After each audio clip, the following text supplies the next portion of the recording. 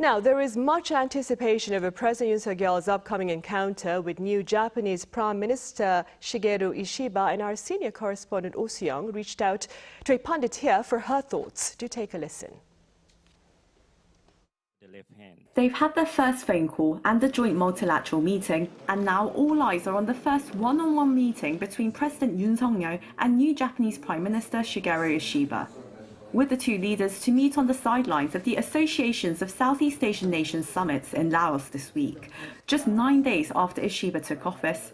Observers expect Yoon and Ishiba to both commit to strengthening bilateral relations from the top level.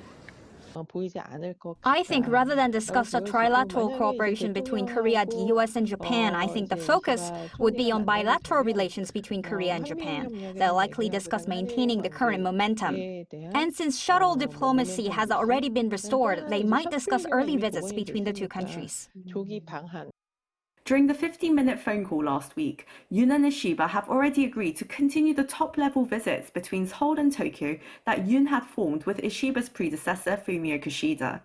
While Yoon and Kishida's friendship may be hard to replicate, experts believe there's more room for bilateral relations to advance, particularly as next year marks the 60th anniversary of the normalization of diplomatic relations. If the two leaders are committed to delivering concrete outcomes, there may even be a joint statement, if not a new declaration. Of course, the US will play a key role in all of this, and the two leaders will need to meet to discuss their views. Yoon has pushed for the two countries to form a relationship that looks towards the future and jointly address challenges to national and economic security while working separately to resolve historical disputes over Japan's imperial atrocities. This is likely to resonate with the more dovish, Asia-centric Ishiba's views.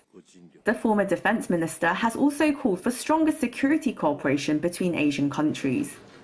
Ishiba places a lot of importance on Japan's national identity and philosophy, so I believe he will aim for broader security cooperation between Korea and Japan, rather than just focusing on historical or territorial issues. He'll likely focus on promoting a relationship centered on security cooperation in East Asia.